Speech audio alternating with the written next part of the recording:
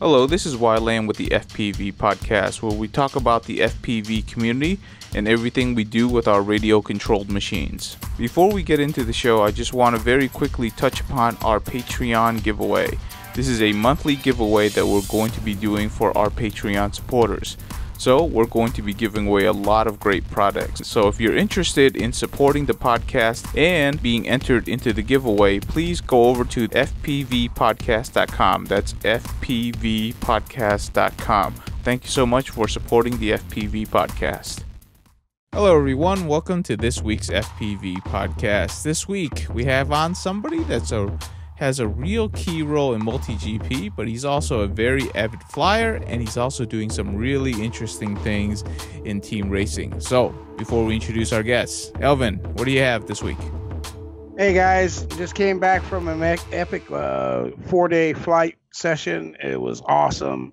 Beautiful being over in Central Oregon where, you know, you can see maybe 1,000 trees in a mile instead of 40,000 trees in a mile, you know, but it was epic to be in a large area with such open area to fly with. I was out with Justin Davis from Drone Camps and my buddy Stu, who's like he's our tech guy, you know. He's the one that gets things solved out and figured out how to read the manual and do it right. And I really appreciate the fact that I got a chance to go with them, and I'm looking forward to more trips out there. But let's get started with Shannon, and I'm glad to see you on here.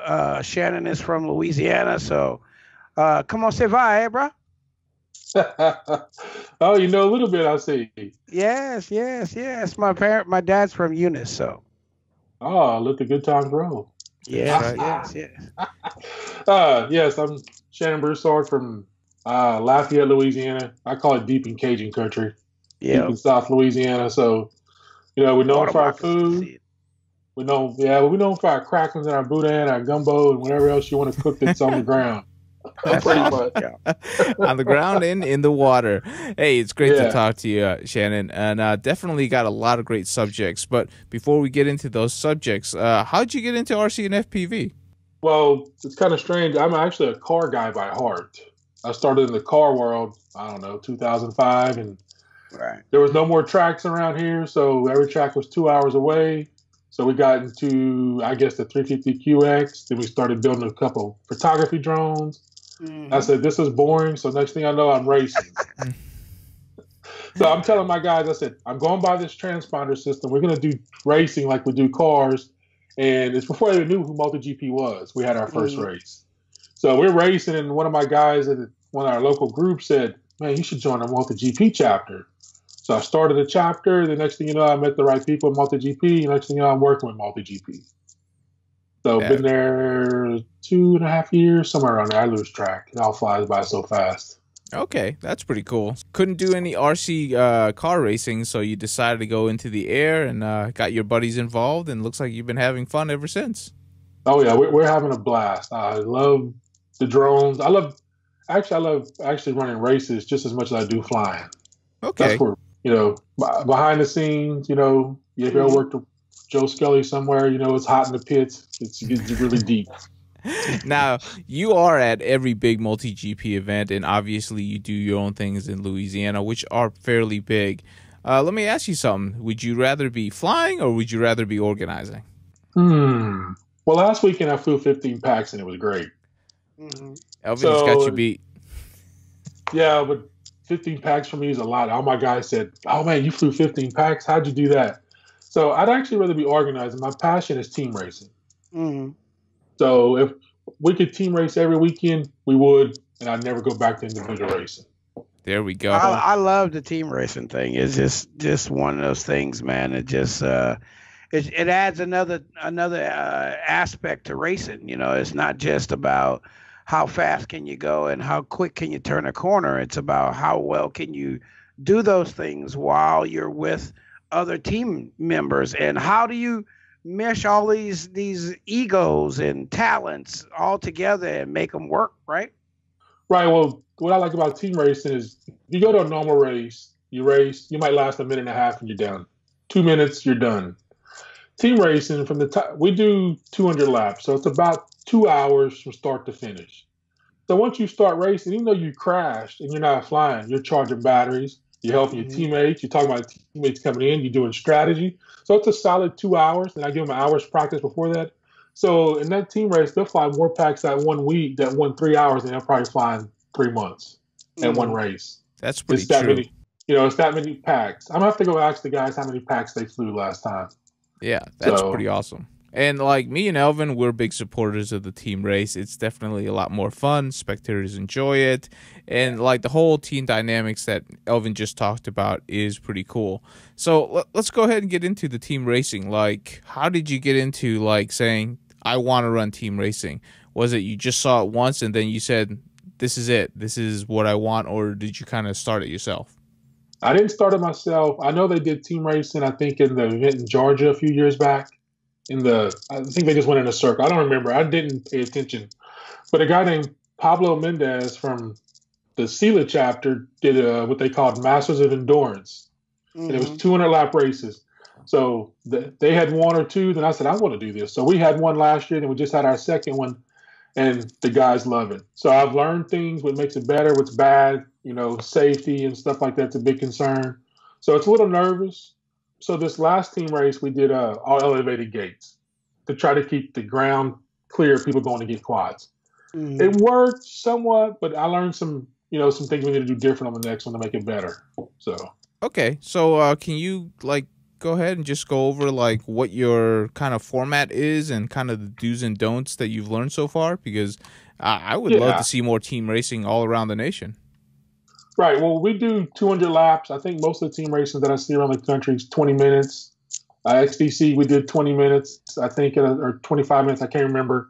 But we do 200 laps, and my goal is to not stop unless there's a quad on fire or a gate comes down or somebody gets stuck in it. That's the only time we stop.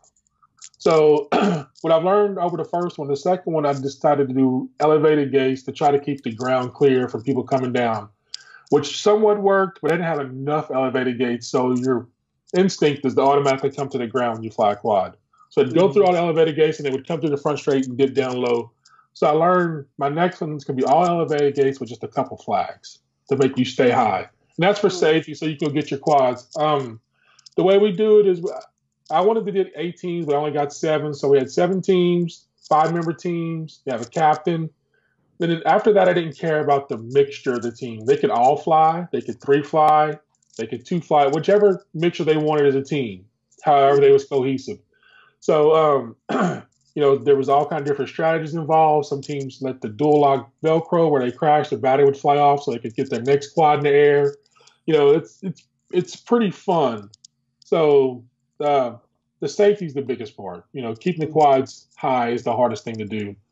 I think one time if I could get someone to give me some golf carts with the net around it, I let the guys go out there in the golf carts and get the quads, for safety. But the pilots seem to love it the best because when they're not racing, they're charging batteries. They're helping. They're spotting for their team members. So it's not like we're average race where 2 minutes you're done, 1.5 minutes. If you crash on the first gate, you're done. This is a solid adrenaline rush for 2 hours straight. That's pretty cool. Now you said 5 people. So is it a minimum of 5 or? I do a max of 5. Okay. So it's only 200 laps. So at least got to have one captain. And they can all pit. They could 2 fly. But most of the teams had 3 pilots at least flying. Some did 4. Just depends on the mixture of the team. Some guys, we had everybody knows Kane. He was mostly pitting for Pyro this time. I think he might have flew a couple laps, but that's what he pitted. And you could see him in the video. You could see they was having a blast. So I started getting crazy. I started pitching this idea. I said we should do a 24-hour race, and the pilots seemed to love it. The idea of it. Elvin, go ahead. I'm getting crazy. Easy laugh. 24 hours, 10-member teams. You fly 24 hours.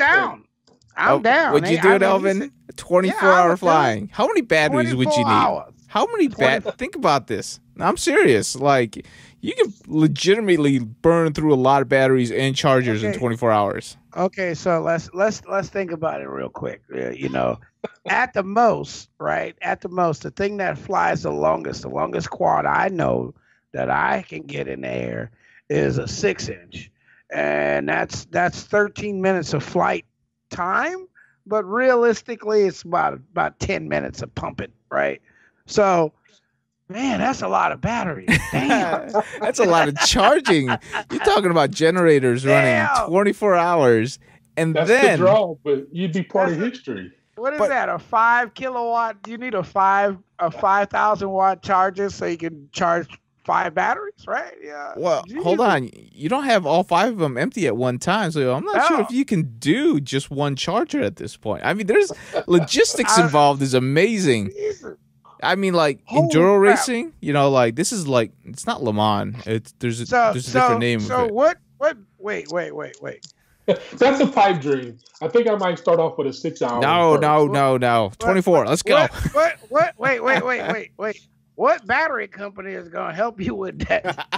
Hey, I want to pitch whoever wants to be part of it, because if you could get a battery sponsor, you know, a motor sponsor, sponsor that race, it would be history in the making. 24 hours. You know, you are right in that aspect. I don't see why these companies right now, these motor companies, these ESC companies, some, you know, I've said this before, somebody has to step up. I mean, they sell us a lot of stuff that we test.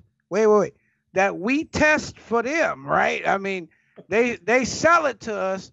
It should say test product. Well, that's because the turnaround is so fast these days. I know, you know, I think the product lifespan is 8 months. So you got to get your stuff. You got to get your stuff in and out. Yeah. So I understand why they do it, but I don't mind being a test monkey sometime. But that's my pitch. I had somebody talk to me and he said they want to do a 12-hour race alongside another 12-hour car race, like full-size cars. Right. So, you know, I'm working. I'm slowly pitching an idea. I'm gonna get me some sponsors, and it's gonna happen. Hey, are you gonna hold that in Louisiana? I don't know where we're gonna hold it. Because if you hold that in Louisiana, I'm coming. I'm coming. I'm gonna hang out with my dad a week before, and then I'll come down and help you. Hey, you know what? That's it, Shannon. If you're coming, we're coming, and we're gonna do the first ever 24-hour. No, that sounds terrible. Never mind. Oh, y'all can switch off, man. You can have different people every couple hours, dude. See, that's why you do 10-member teams, so 5 can fly while 5 get a break. Oh, 5 would be sleeping. It'd be like, you're sleeping because in 12 hours we're gonna be dead, and you better be flying. So it's gonna happen sooner or later. I just don't know when. That's my pipe dream. So I like that pipe dream. Yeah, dream big, dream big. You call me crazy Cajun from Louisiana, whatever you want. So we're gonna have a team race, and it's gonna be epic. It sounds pretty epic.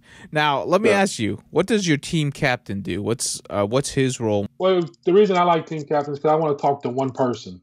Right. He'll make the decision for the team. If we got to make a vote on something, where I ain't got to get 40 guys together and try to get all their opinion. He gets the opinion of the team, and he talks to me. We'll have 8 people there instead of 40 people. You know what happens when you get 40 people together? You never go nowhere. Nothing happens. Nothing happens. So I let him do the dirty work, and then we'll all talk together. So if he's got a problem, that way I have one point of contact. Just makes it easier to deal with somebody like that. Yeah, that's the same thing they did at XTC. Joe and Garrison, and there was one that was the only person that we talked to was the team captain.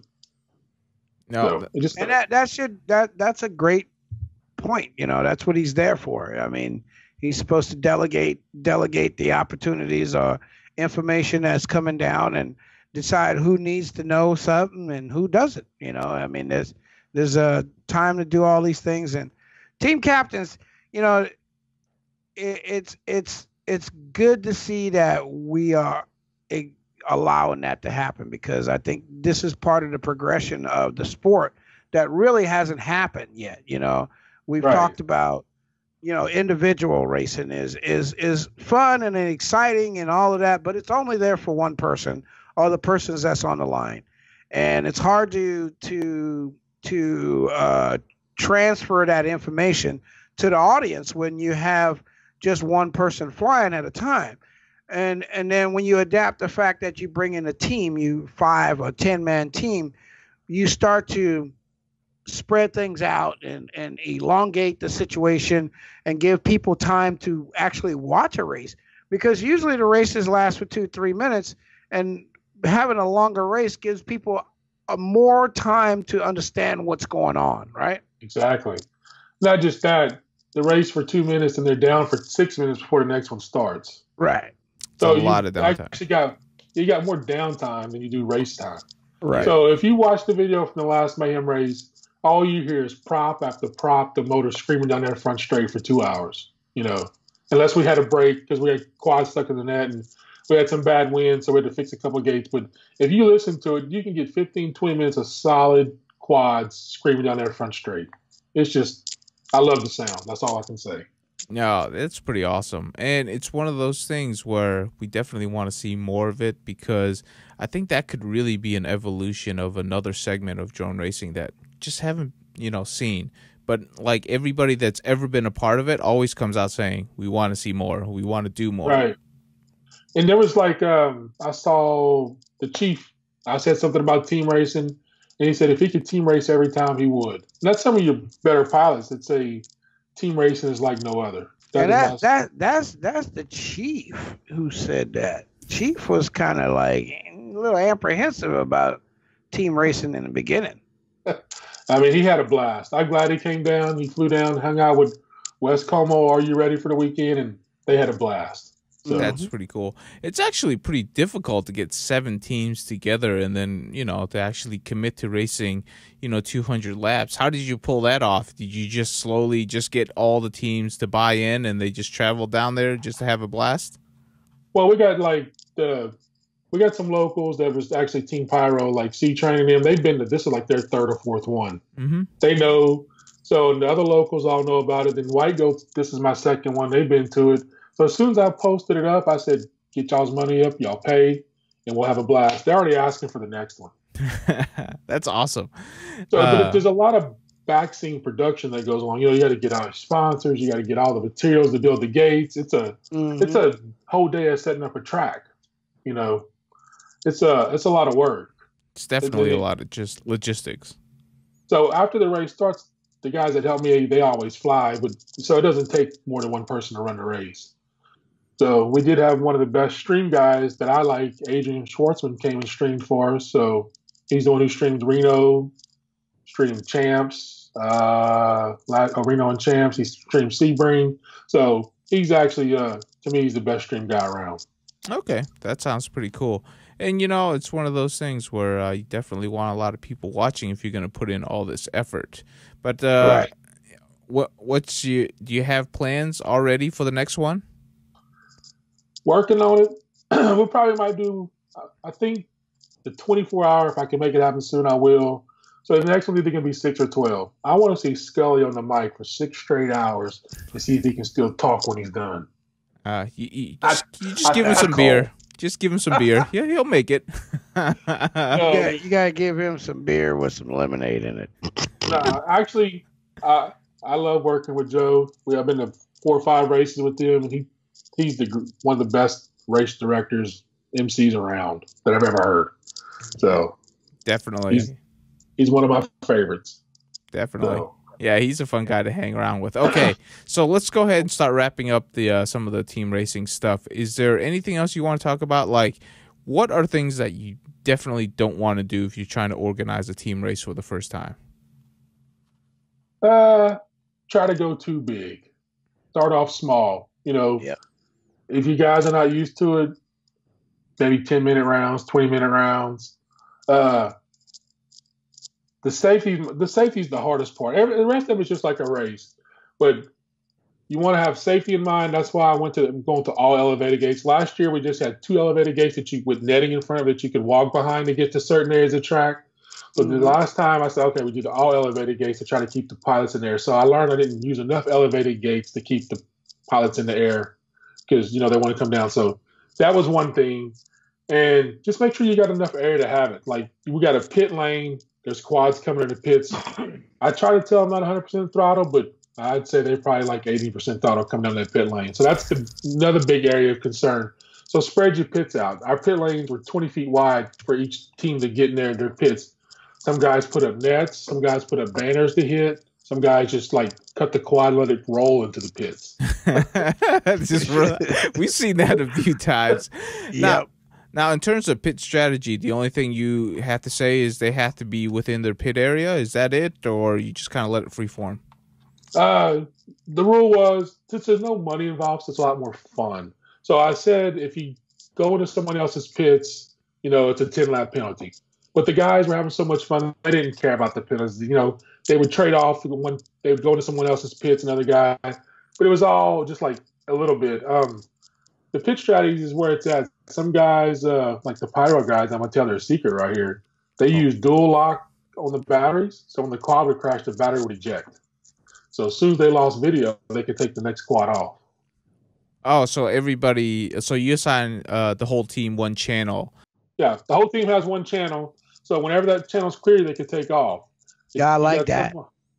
So if you had somebody who was on, like, didn't know how to turn their quad off, like couldn't turn the VTX off, they had to go all the way out there and get that quad and then plug it before they could. So people are just clocking laps. So they said, oh, we're going to use dual lock battery, Velcro. So as soon as they would crash, the quad would eject. And you got the Sean Ames in the world who came up, Heart of America came up with the switch that turns the VTX off now. So I think race Flight 1 now has a kill switch too on the VTX. I think you can flip a switch and it turns the VTX off. And that's the way team races is going to go. So I think team racing is the future. That's all I can say. Team racing is the future.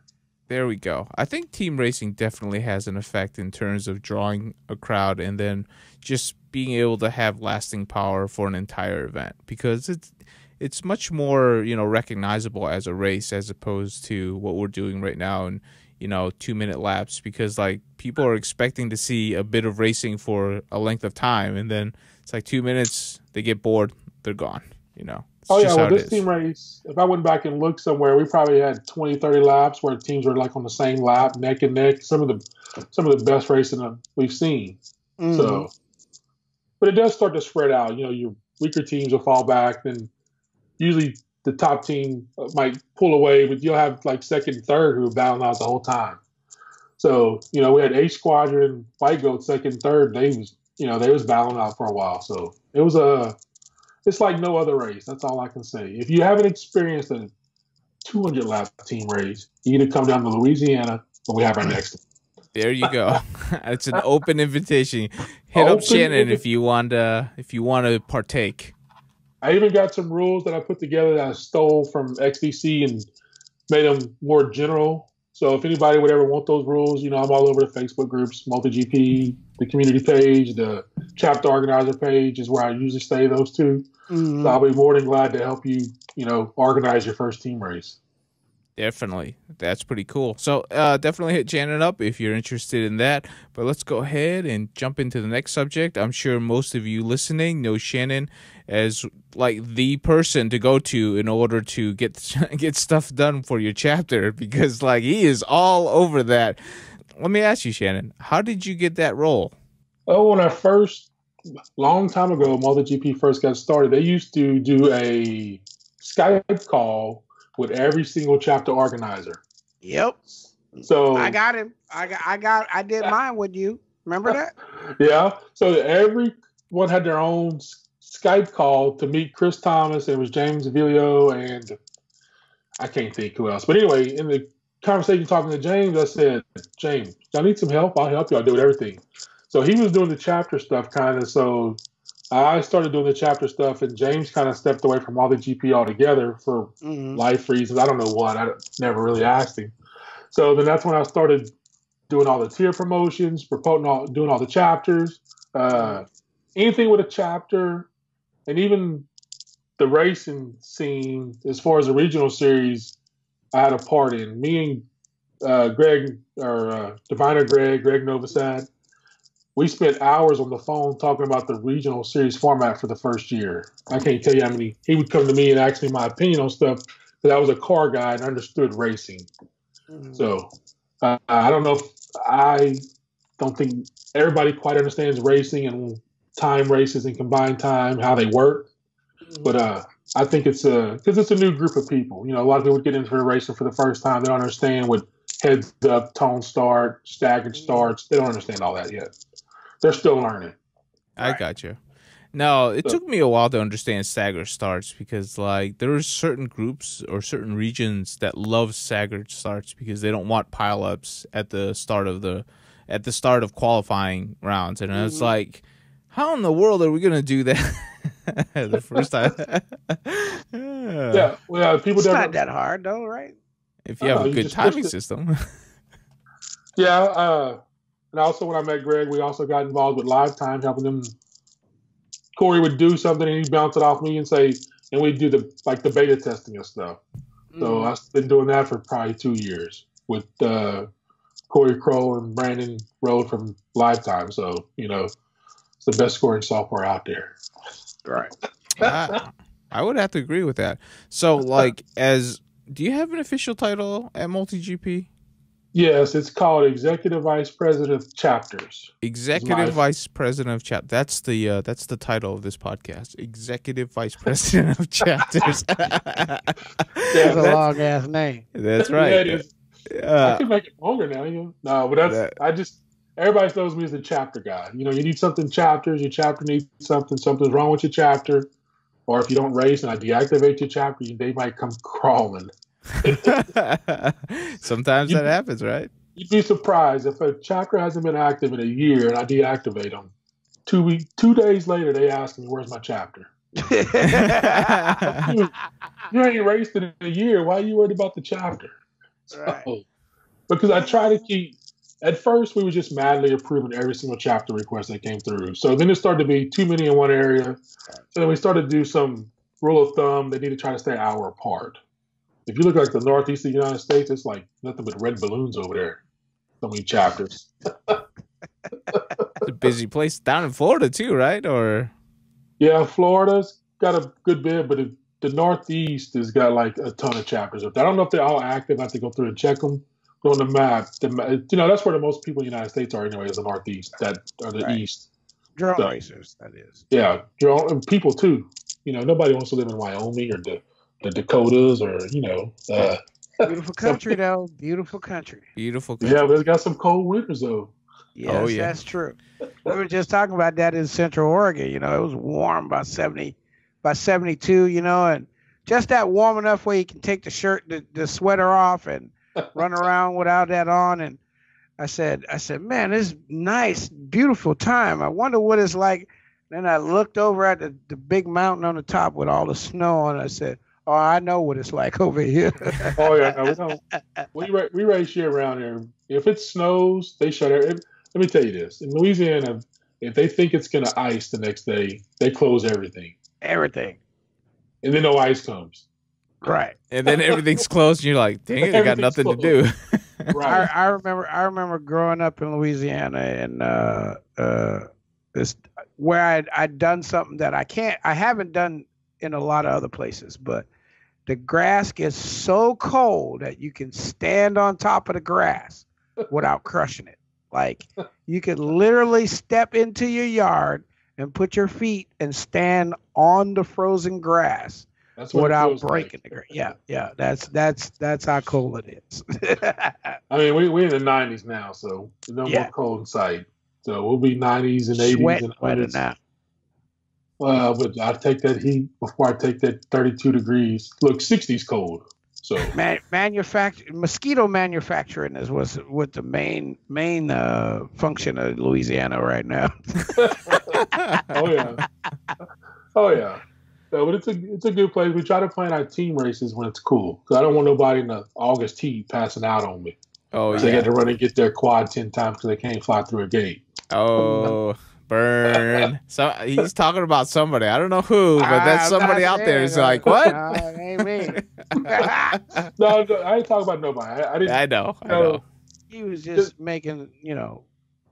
This last one, I spent a lot of time on the flight line, but enough about team racing. But yeah, so that's what I've been doing with MultiGP. And actually, wait, we in 18, so 17 and 16 we had the summit in Muncie for the second round of championships where we had 3 different flight lines going and stuff. Mm-hmm. And we had a summit, and they all said, I stood up and I said, because I get a lot of people think I'm a girl because of my name.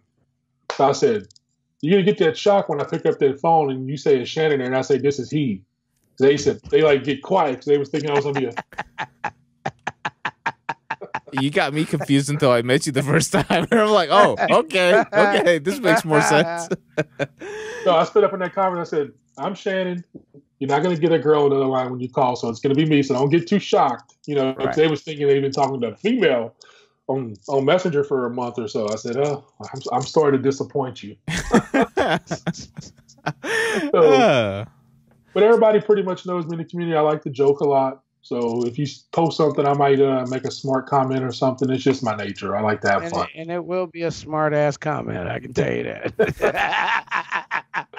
I like the kids. Somebody was asking, we got the regional finals track is going to be a huge track, and somebody's asking for the dimensions because they want to go out and build it. So they was asking when it was coming out, so I posted a tape measure on there, like we're still working on it. So they're working on the graphic to post it so everybody can see it. That's what we're working on right now. Hefty, who's a big component of the all the graphics you see. Mm-hmm. So everything looks so pretty. It's all thanks to Hefty. So he's working on that as of today and last couple of days. Okay, let me get your opinion on the regional final or regional series track, because this year it's a pretty big track. We were measuring it out just to run a practice and then actually run a regional qualifier. And it's like, did you want it to be such a large track? Was there a specific reason for that when you guys were designing this? Well, I mean, we do UTT, which is 5 gates. Mm-hmm. But to have a track that's fun, you need more than 5 gates and 5 flags. Mm-hmm. So I think there's 10 gates on this track, somewhere about, with the hurdle and everything. Mm-hmm. It's 10 gates, I think. And we flew it the first week it came out. I put it up at the chapter for a chapter race, and the guys loved it. It flows good. It's a fun track. It doesn't, the Chief got, 8 laps on it? So it's not really a battery killer per se. They're getting 7, 8 laps on it. So it's a fun track. I like it. It is. Yeah, I mean, I saw some, especially from the Chief, because he posted it up on Facebook, and he was booking it through there. But, we're going to see whether or not it's going to actually be a battery killer, because not everybody runs super efficient setups. So. Oh, no, I'm sure it's the 4S guys. I mean, I think they can get 6 laps on it, probably. 6 laps is a good track, Mm-hmm. Now, the new regional final track, I'm thinking 4 laps. Are you serious? It's going to be that large? Wow. 4 laps, maybe a 5 lap, a good efficient quad. Wow. Okay, this is going to be a big quad. Have you seen the track? I have not seen the track yet. So. Oh, man. You need to go look on the community page. I'm going to send you a link after this. Okay. The Velocidrone sim. Okay. Huge. I'm glad it's only certain cities that will be running that, because they're going to have a heck of a time trying to build that track out. Well, the good thing is we're supplying all the material. So actually I'll be with Scully and David Roberts, and who else is coming? Adrian, the stream, will be in Ventura for the first one. I think it's like June 9th or 10th, somewhere around there. Mm-hmm. Just north of Los Angeles, northwest of Los Angeles. So we'll be there. So we'll know what it does there. Okay. Really nice facility out there. So that's pretty cool. So let's get back to your executive title. Nowadays, when somebody wants to start a MultiGP chapter, what is the process? Because obviously when you first started, you just approved everything, but it seems like you've slowed down now. You're kind of, the process is a little bit more meticulous on who you would accept, or if you're going to accept more in that region. Can you go ahead and tell us what the process is now for a new chapter? Right. Well, first they'll go on to multigp.com and put in a chapter request, and boom, it comes in my email, and then I'll go through and look at it. And what I'm looking for is there active chapters in the area already? If you got an active chapter, like your chapter or whoever's chapter, I'll say, I'll refer them back to you. I'll say, go help your local chapter out, because all local chapters will take help anytime they can get it. Definitely. So it's actually, some people take it the wrong way because it hurts their pride. But if they would just say, yes, we're just going to, for the better of the sport, we're going to work together. I don't need 2 chapters 5 miles apart because you're going to be fighting for the same pilots. So unless you have like the Kansas City area who's gotten 20, 30 pilots every race, then we would start more than one. And they did that. They have 2 chapters over there. And they're both getting 20, 30 pilots at a race. So what I'll do is send you back email, and I'll say, look, please check these chapters out in a nice way. They could use your help. And I'll give them the links where they can go look at those chapters.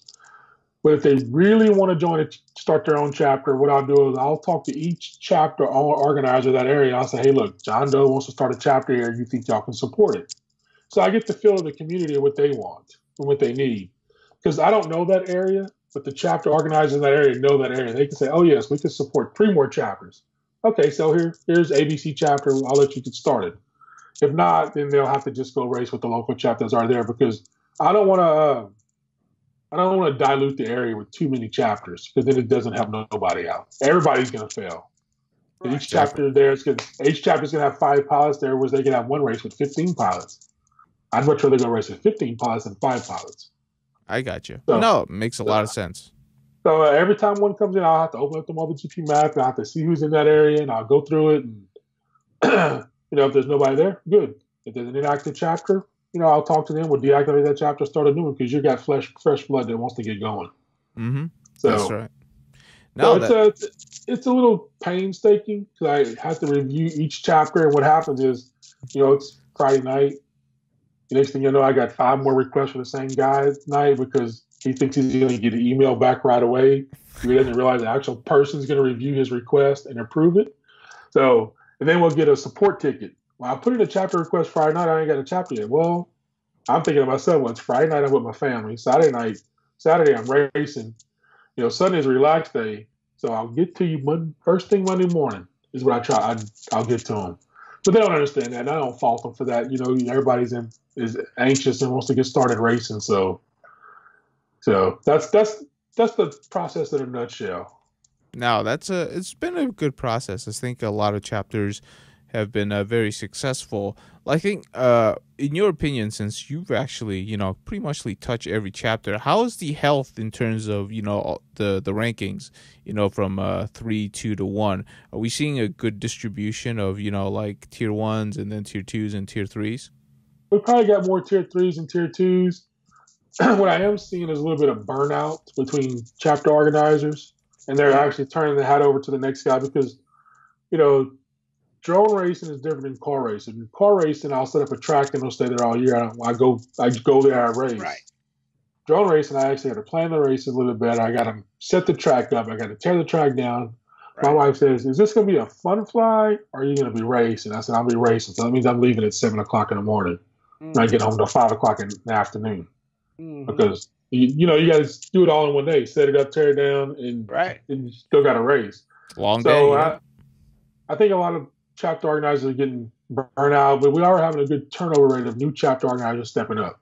Mm-hmm. So that's good. Every once in a while, we'll get a chapter or two where the chapter organizer leaves and it just fizzle, because everybody wants to race. It takes a special type of person to organize. Right. I agree with you on that. I think Elvin, you and I both have our fair share of burnouts. Isn't that right? Oh my God, I don't like burnout. Yeah, because it's a lot of work. It is. With this last team race, I started, do I want to do this? But after I started doing it, I was doing, I need sponsors. I need this. I need that to make the team race work. And it's a lot of work to talk to sponsors, because you got to hit them up 5 or 6 times. You feel like you're bugging them. They don't answer. People don't answer the first time you send it. You don't say like, hey, can you guys help us out? We got 13 members. We do 2 or 3 races a week. I mean, every other week, blah, blah, blah, blah. And they go, okay. Thanks for sending us an email. Well, what I've seen in the FPV world is every race, everybody expects something now. They expect some little prize from something. Right. That expectation is hard to keep up. In the car world, you never got a prize. You went and raced, you had fun, you went home. Right. The only time you got a prize was at a big race. It's a different. It's something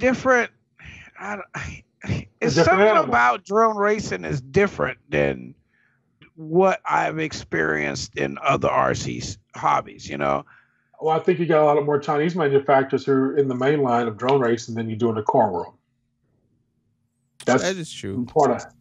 That is part of it. I mean, because there's so many different drone components out there that are cheap compared to the car world. You got your top brands that, you know, the lower brands that are making it into the mainstream for racing. Rarely, yes. Yeah. So, you know, but now some of the lower brands, and I'll just say this for car racing. Now some of the lower brands are actually the higher brands now, you know, like, you know, the purple team, you know, HPI. Yeah. My first one was HPI Savage. Yeah. Well, I got a Savage if you want one. It's right. I got a box with one right over here. No. With the big purple motor on it, the big head. I got one for you right here. I'll hook you up. No, you good. I sold mine. You can have it. That was how I got started in RC cars, and eventually ended in the planes. So. My buddy bought that thing to compete against my Revo, and for some reason I still have my Revo and his Savage. I don't know how I end up with something I didn't want, but yeah. that was the good old days. But that's what I see different in the drone world. It's like, I mean, our chapter got a sponsor for the year, so you know, I think TBS and Trappy, you know, they sponsored our chapter for the year. So all my monthly club races got stuff to give away, but not everybody. And for those chapters out there that, you know, you don't know, if you hit Trappy up, you know, and you show that you're part of the community, and you say maybe everybody's running a TBS Unify or something, you know, he is one of those people. I'll say this, and Why can back me up. Trappy is not just the businessman. You know, he's and Shannon will say the same thing. Trappy is, people can say whatever they want about Trappy, but the fact is he supports the community from the ground all the way up. So for all of you guys out there with your mouths, you watch yourself now. I will say also that Trappy's a very savvy businessman, so trying to pull one over on him is not also a very good idea. You know, not very good. Yeah, you still have to provide value. Yeah. So, you know, he's been a big supporter of MultiGP, so have a lot of other people. Emacs, and, you know, there's been a few, you know, Horizon. Those are all big supporters of the drone hobby, especially MultiGP. Yep. So, no, it's good that it's still healthy, and you know, we're MultiGP is in 4th year. I've lost track actually. I've lost track too. This will be our 4th champion coming up. So we're working towards our 4th year. Working towards the 5th year. Somewhere around there. Yeah. You can make me think now. Yeah, that sounds good. So, like, obviously, we've been talking about quite a lot of events. Regional series just went by. I think we're all looking forward to. I am, anyways, especially since it's close to me. But I'm really looking forward to International Open. It's going to be very interesting to see if you can pull off an even bigger one, because I'm sure you guys want to make it bigger and better. You wanna let us in on anything? It's going to be bigger and better. Still going to be, one thing we're going to do is we're going to have 2 World Cup tracks, you know, because everybody loved the World. That was the most popular track last year. So there's going to be 2 World Cup tracks. Still going to have the wings there. Alex and them's going to be there with the wing track.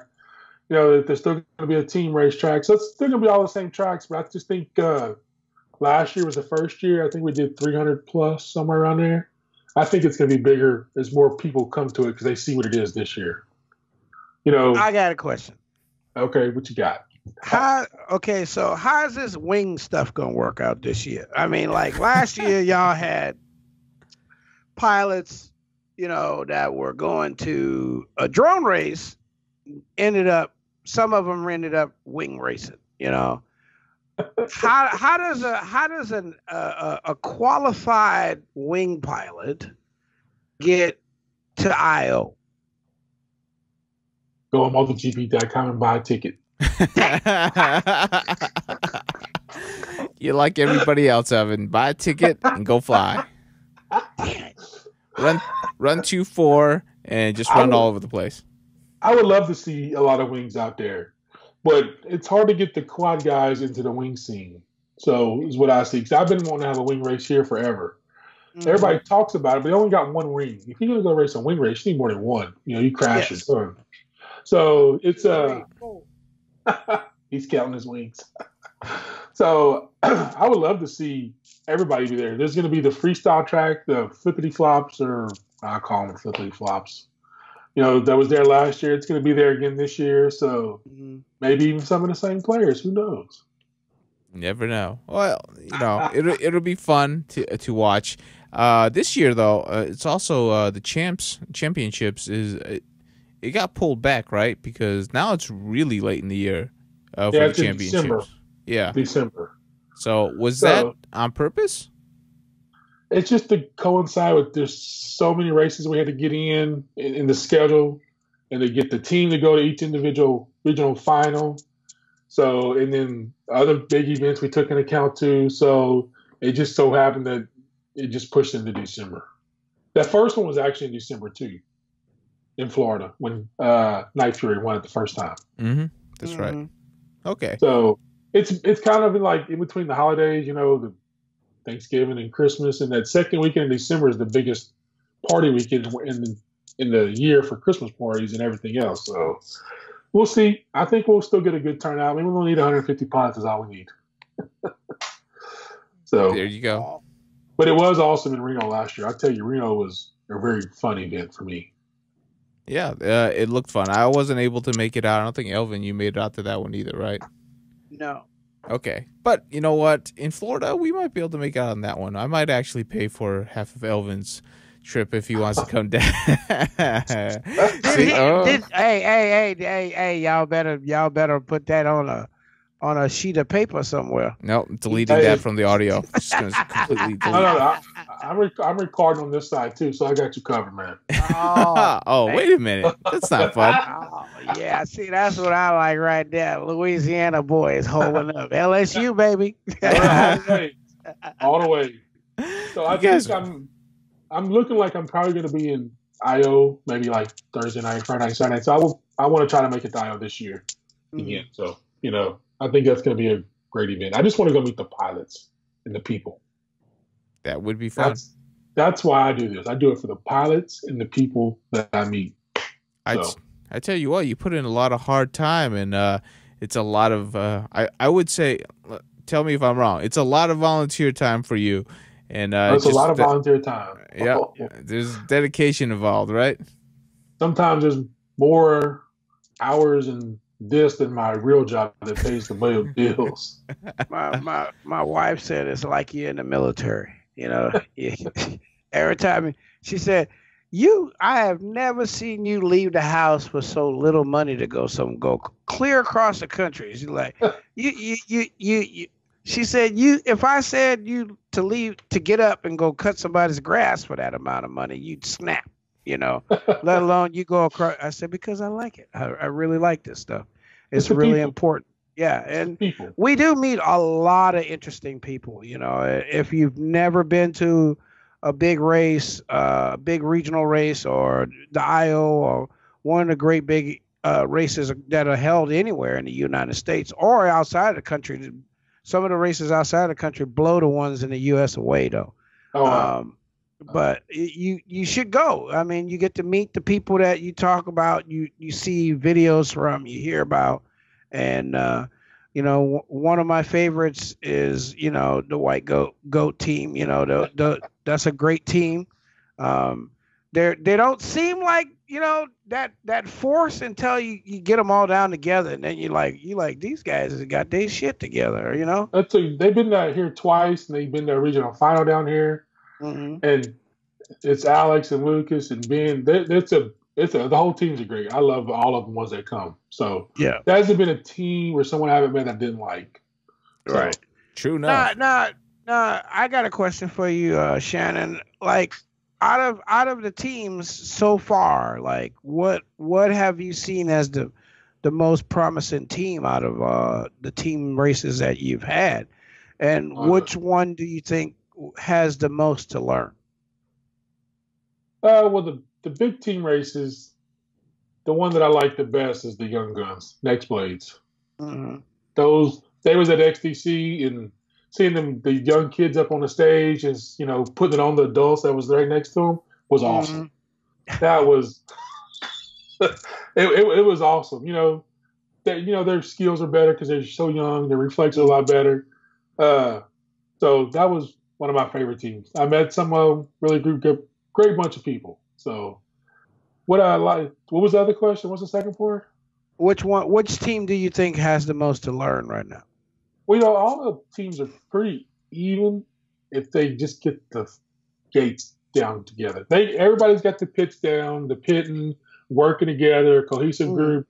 It's just hitting them gates sometimes. If you've seen XTC, I can't tell you how many gates was at XTC. Good Lord. There was a light tracks. Yes, it was light tracks. There was a ton of gates. Definitely. So, it's just slowing down and hitting the gates because it's not one lap to win it. You got 20 minutes, 2 hours. You're not going to win in the first 10 seconds. Yeah, I see what you're saying. It sounds like a lot of teams still are having that issue. The younger teams or newer teams, because there's not. Last year there was probably 8-9 teams across the United States total, and maybe another 3 or 4 teams outside the United States, Canada, Korea, Japan, and I think 2 more. And I think the Germany, there's a team in Germany too. But things have changed, so things are growing, things are changing. But it also, one of the things I wanted to say was, to lead back to, is that it takes energy to do all these things, to make all of this work together. And as a team, that's part of feeling out who belongs on the team. Oh yeah. And it actually, going back to the teams, and actually MultiGP is fixing to release where you can build your team in MultiGP and you can put these people on the roster for this event. So we're going towards a team aspect too and supporting it too on that side. It's you put your team in, you can have 20 people on your team, which for this one race you only want these 5 pilots, so you make that the team. It can be the FPV direct team, and these 5 pilots will go to this race, or it can be the next play team or whoever. So the team racing scene is going to pick up. It's only going to get better as more people get involved and more people see the fun and excitement that comes around it. Now, what about the wing? The wing. What are wings? Maybe we should have a wing team race. Yes, that's what I'm thinking. Well, I'm thinking a wing team race. We also think about doing maybe like a wing relay, where you have people in different spots and they got to fly to that spot and go to the. I don't know. We're thinking all kinds of different things. Yeah, I could do that too. That's not a bad idea. I like relays. I like team racing. I like wings. I like quads. I mean, I'll still, Wyatt has no problem with. My skill level is not, has dropped off. It's just I don't want to do it anymore.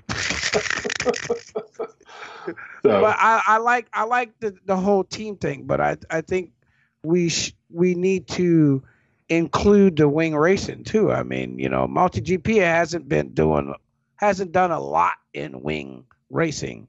I'd like to see a lot more. I don't know how we get more involved in the wing racing, because the chapter can do wings or quads if they want. Mm-hmm. So I just think the quad guys do not overlap to the wings as much as people would like them to. Mm-hmm. That's what I think. Yeah. I got 4 or 5 guys that got wings, but they don't want to race. They just want to go fly them. Now you say quad race, are they going in a heartbeat? Let's go. Right. I don't know how to make I don't know where the disconnect is.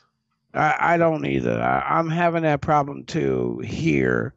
I got quad guys, and then I got wing guys, and then I got those guys that kind of ride in the middle, and when they're flying wings, man, they're just, you look at their face, it's a whole nother aspect of flying for them.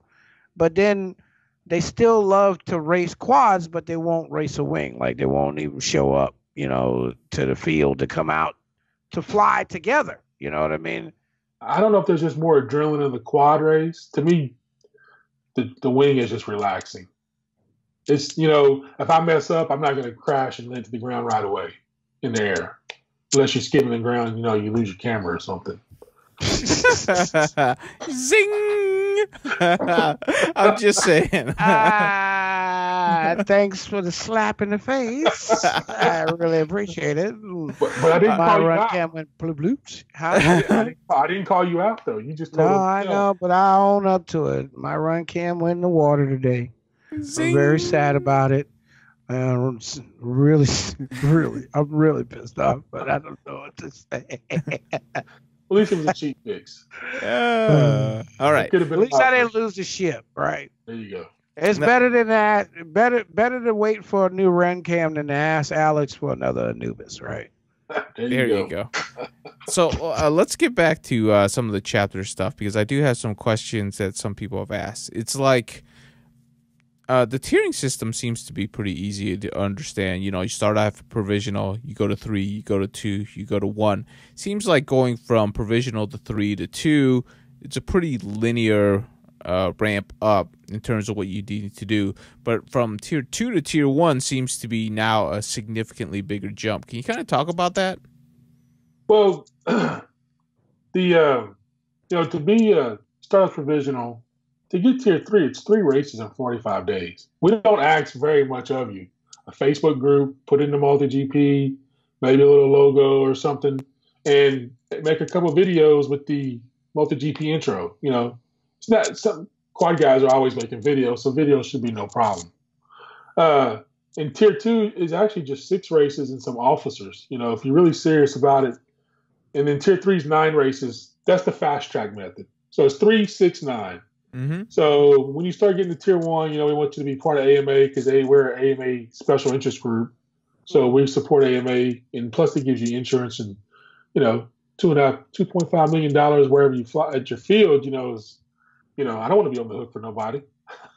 So, it gives you a little bit more interest. But the tier 3s, the tier 3 is pretty easy to get. Tier 2, I think there's a couple more videos that I might be praying with. I don't have my cheat sheet in front of me. That's fine. So, but we ask you to mentor chapters, because a lot of people start this chapter thing. They don't know nothing about drone racing. They just want to. All they know is they want to fly. So we ask our peers to mentor the new people so they can learn how to make their chapter run and function and get up to that 3, 6, 9 tier 1 chapter. So we also got. After 3 races, we send you some gates, some free gates. It might take you another 10 minutes to do what you got to do on the computer. You're going to get some free gates from MultiGP and all of our wonderful sponsors. In tier 2, you get a set of nice flags for having 6 races and some officers. Who doesn't want flags for their track? True enough. And and then tier 1, we're going to give you a gate refresh, so you can get some more gates. If you ain't tore the other ones up, you got 10 gates now. So there's some incentives just to hold some organized races, and people get mad and say, well, why am I doing all this for MultiGP? And I say, if I didn't have MultiGP, I'd still be racing, not getting nothing. So now we're giving you a few things, a few ways to earn some little things. And tier 1 and tier 2 chapters now get discount codes for gates. I think it's 15 and 20% off of, gates are already cheap. They're $139, $29 for a set of 5. I can't remember the price. I'm not in the store, but so a little extra money, and you get some, it's you got a lot of incentives for having fun. That's the way I look at it. Okay.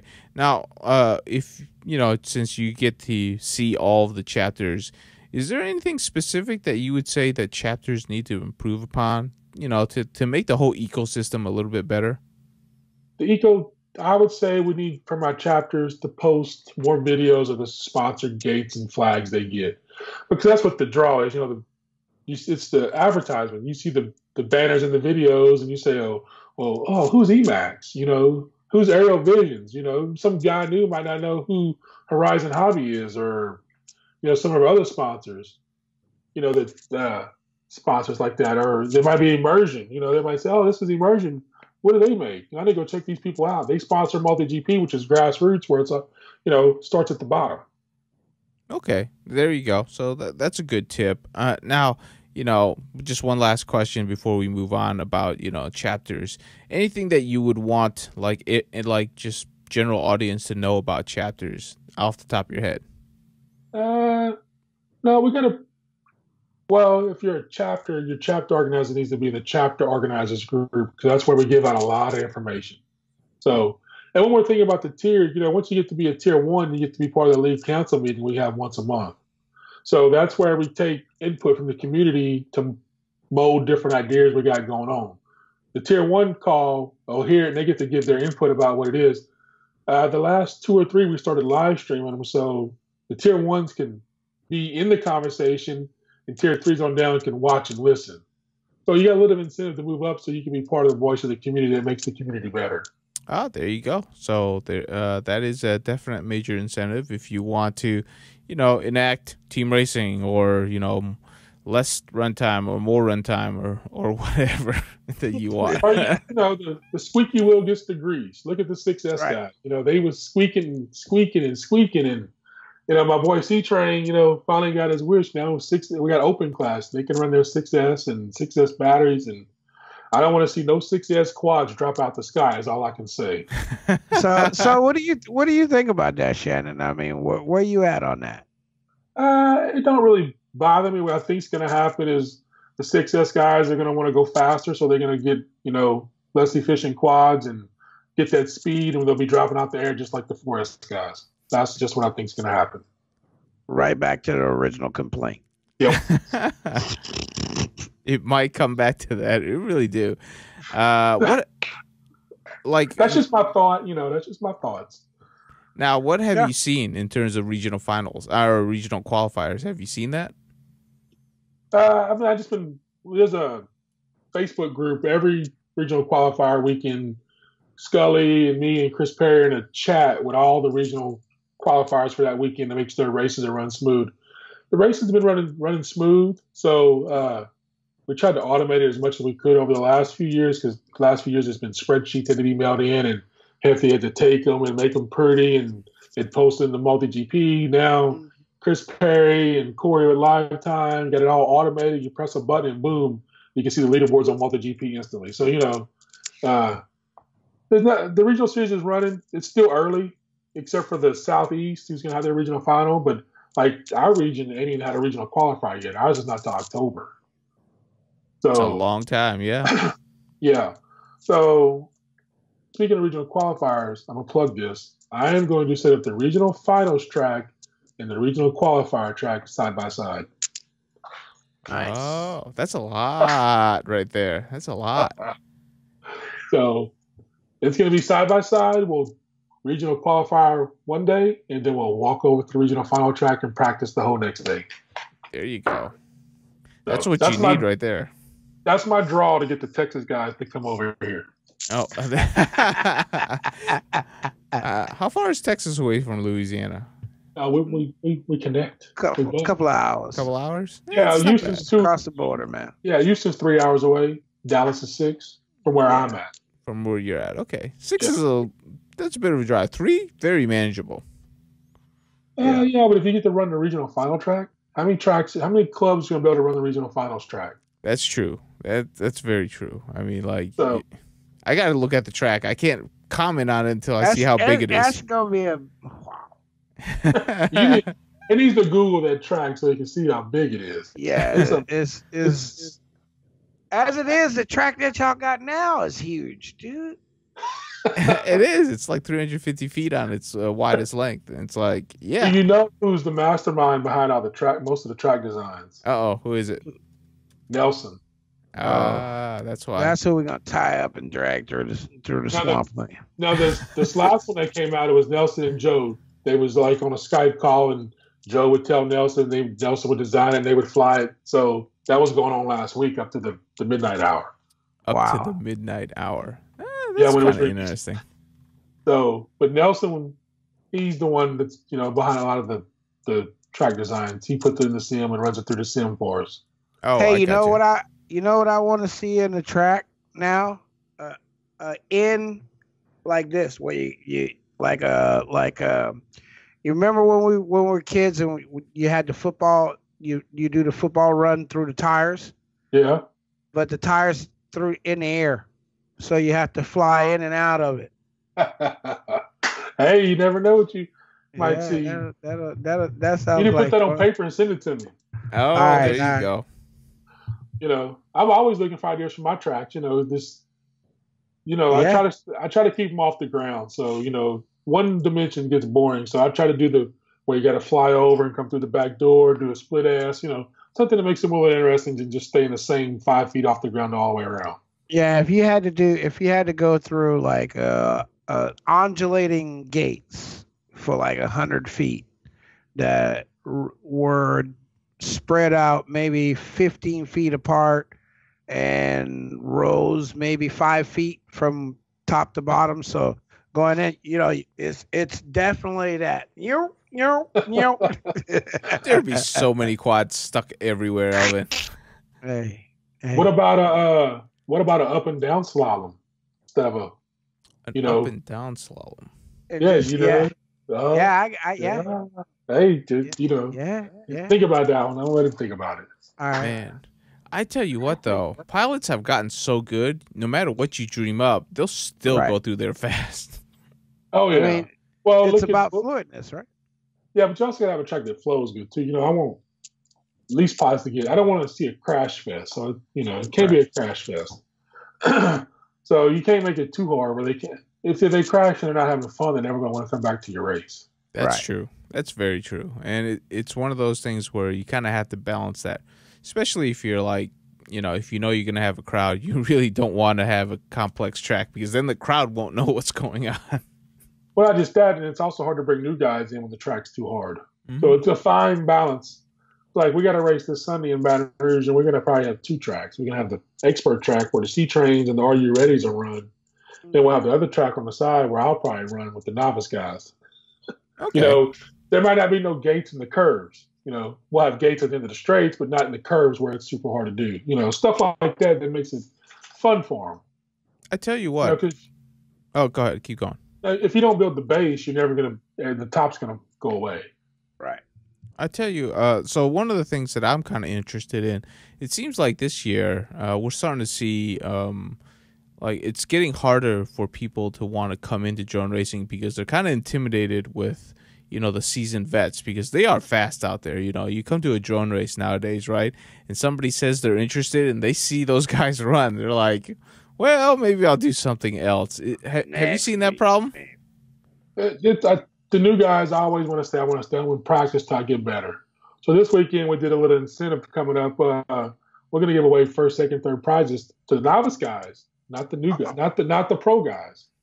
Pro guys got sponsorships. They get stuff cheap, whatever. The novice guys is where you got to get them involved in the sport. Or the not pro guys are not going to have nobody to race later on down the road because people are going to go away. If you don't replace the bottom, you're not going to replace the top. Yeah, that's true. And that's true. That's something, I don't know, like, as the person who runs chapters, it's like, I hope you guys are discussing, like, you know, ways to incentivize new pilots registering and getting into events to actually get at least the first couple of races under their belt. Because, like, I'm seeing an issue with the person wanting to sign up the first time to race, you know. Right. After a couple of cycles, they're going to find out real quick whether or not they want to continue or they're just going to drop out, right? Because you're looking for that guy that says, I want to continue, because he's probably going to be there for the year. Well, you know what I done, and I didn't get I got this from White Goat or 901 FPV, Alex and them. They had what they call build days. So the first time I saw it, so we started having it. And we've had 2 build days, and each time we had build days, we got new people into the sport that race with us all the time now. What we did is I pieced all the components together, and when they walked in that day, they had all the components on the table. We started at 8 o'clock, and at 5 o'clock that afternoon, you was flying your quad that you built by yourself. Oh. Hey, there you go, Elvin. You need a wing build day. Come on. Can you do a wing build day? Is that possible? I can do a wing build day. I can do it in a day. So we get 2 or 3 guys. They all have to be painted before they do. You just need to buy them already black or some painted or yellow or, you know. Yeah. If TBS send a couple of caps, you know, I can have a build day. Let me talk to Trappy. There you go. So what I do is I also use it as a way for my chapter to build money because I get sponsors that pay for the material, but I just charge the people what it costs. You know, it's also a fundraiser. So, you know, what's it? My mind went blank. Flight One. Race flight guy. Preston. Preston. I'm sorry, Preston. You know, Preston sponsored the ESCs and the revolts and bolts for our last build day. You know, he gives us a discount on them, and that's how my chapter makes money to put back into the chapter. Right. So we might have used we used a local frame company called Torque FPV. You know, we used some TBS VTXs for a build day, and you know, when they walked away, we used RunCam for the cameras. When they walked away, they had a top of the line race quad for like $300. They couldn't buy it that cheap. I still gave it to them cheaper than they could buy it. Yeah, that's true. We used it as a fundraiser for the chapter, but they still walk away with a product that they built and they know how to work on when they crash. And each one of those build days, the first one we got 2 out of it, and the last one we got 1 out of it. So we just, you know, we only had 10 people total. So I get 3 people out of 10 that come into the hobby. If they bring a friend later on, you know, I'm trying to grow the hobby. Yeah, definitely. That's a really good idea right there. And, oh, man. Hey, you need to build that into the MultiGP website. Right, yeah. The build days are awesome because, you know, we also support our local hobby shop. So we did it at the hobby shop so people know where they break something, they can go buy it at the local hobby shop. You know, I like to support local anytime I can. You know, the brick and mortar stores. You have to, man. You have to. I mean, the big companies are going to get their money no matter what, no matter if they sell it online. But the brick and mortar stores, it helps everybody out. You know, they got a family they got to support. So I'm big on supporting the locals. Well, any locals anytime I can. True enough. True enough. That's a good way of doing it. So, and also when they got a broken part, they can go to the hobby shop and say, I need a RunCam Swift. They go, okay, here's your RunCam Swift. You know, you get it right there on the spot. And you don't have to wait for it. Yep. So. Now, on your build days, that doesn't include the goggles and the radio, right? You're assuming that they're going to have that already? Yeah, we tell you, we'll give you it's a whole web page. We'll tell you what equipment. We're going to build the quad. So it's going to have the quad. It's going to have a receiver. It's going to have VTX, antennas, motors, ESCs, and frame. Everything you need to fly. You have to bring your own goggles and your own radio and batteries. We'll tell you what goggles work, what's good. We'll tell you what radio we're going to support, or probably Spectrum and Flight. That other one, I can't think of it. Tyrannus. Right. Yep. Yeah. So, you know, you tell me which one you want. I'll have that type of receiver there for you that day. So we'll have everything ready. Just you bring your goggles, your batteries, and your radio, and you'll be flying that afternoon. There you go. That's, you know, it's a good idea. Definitely. Great build idea.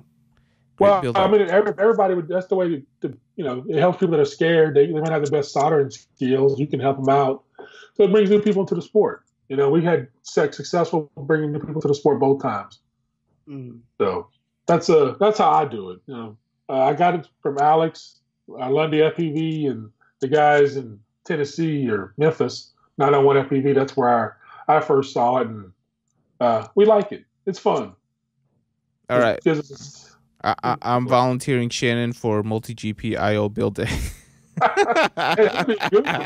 You know, all the sponsors that sponsor IO could help with the stuff and bring some new people into the sport.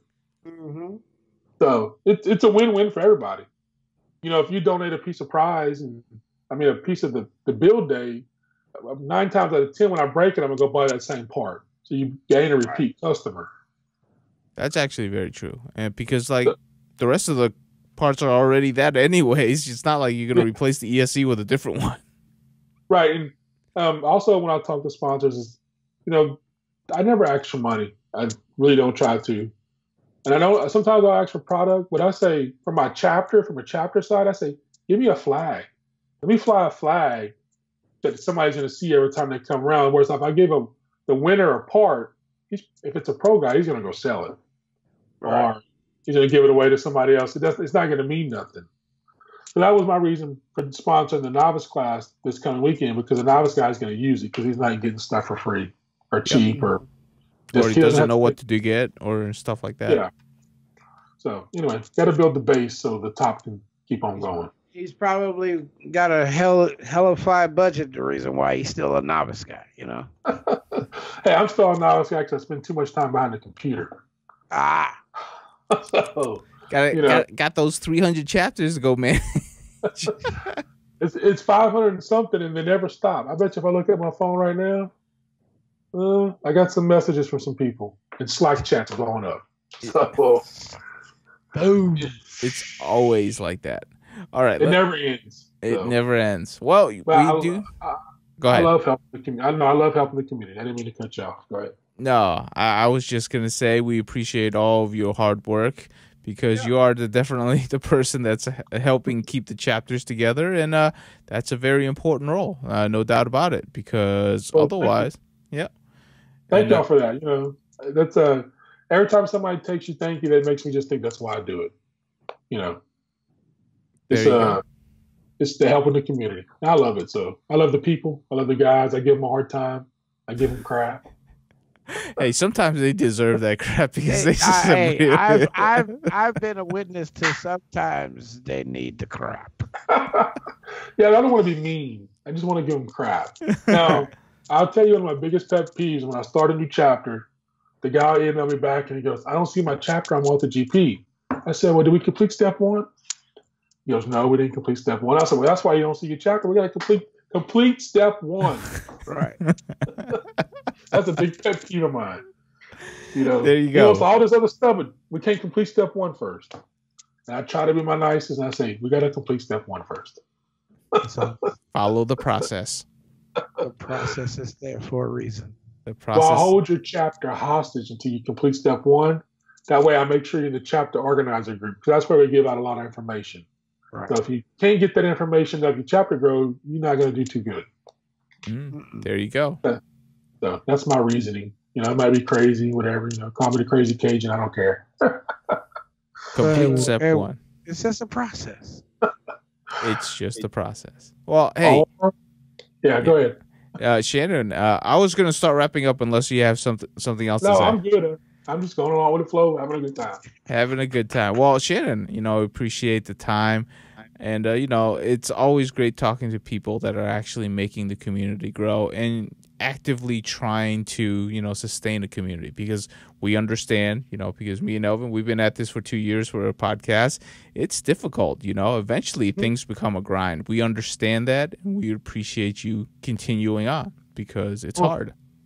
It is hard. And, as long as the community keeps growing and like it is, I think we'll be good. People drop off, but new people are stepping up. So, you got I.O. coming up, should be one of probably the biggest FPV event in the world, bigger than last year. So, there you go. It's shaping up to be a really nice event. There you go. So, we usually wrap up with, you telling us where people can contact you. I think for you, it's just the MultiGP Facebook groups, or do you have other avenues you want to get contacted? My favorite avenue is Shannon at multigp.com, because it's so much easier to keep track of emails than private messages. Because in a private message, what happens, I read it, and I forget it's there, and it goes down to the bottom. There you go. That's the reason why Shannon forgot about you. You get too many messages. Too many messages. After you read it, you don't ever go back to it. So I got to look at it to see what it is. If it's not an emergency, then I get 10 more stacked on top, and I just don't make it down there that far. So just hit me up again. If Facebook is your way, just keep trying. I'll eventually answer. But Shannon at multigp.com, or just go to the community page and tag me and say something. That usually gets my attention. Right. There you go. So if you want to talk to Shannon, definitely hit him up. If you want to join the team racing, what chapter do you run? Acadiana FPV. There you go. In Lafayette, Louisiana. I mean, don't try to say it because it's kind of Cajun-y and Frenchy. So our fearless leader called us Academia the first time he said it on the news. He said, "Kill me for that one." Oh man, that's like speaking Spanish and not knowing what you're talking about. So they call us Academia, but it's Acadian FPV. And if you anything about team racing or racing chapters, whatever you need, just hit me up and I'll be more than glad to help you. There you go. And that is Shannon. Shannon, we really appreciate your time today. And, talk about drone racing and about your passion for team racing, because we like it. We want to see more of it. We want to cover more of it too, to be honest. But that's a story for a different day. Well, y'all could have came down for the last one. Y'all could have been the live broadcasters on the side calling the race out, man. Elvin, I think he's calling, Cajun food.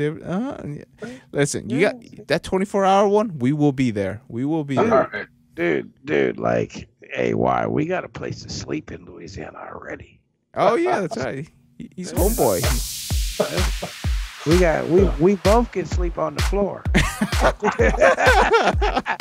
Hey, wait a minute. I'm a no comment that one. You know how my dad would be like, I got your little spot right here in the corner. So yeah, next team race is gonna happen. I just don't know the logistics or whatever, but I'll let y'all know as soon as I can start planning. Any sponsors out there want to sponsor, hit me up. There you go. So, all right. Appreciate the time, Shannon. All right, y'all have a good one.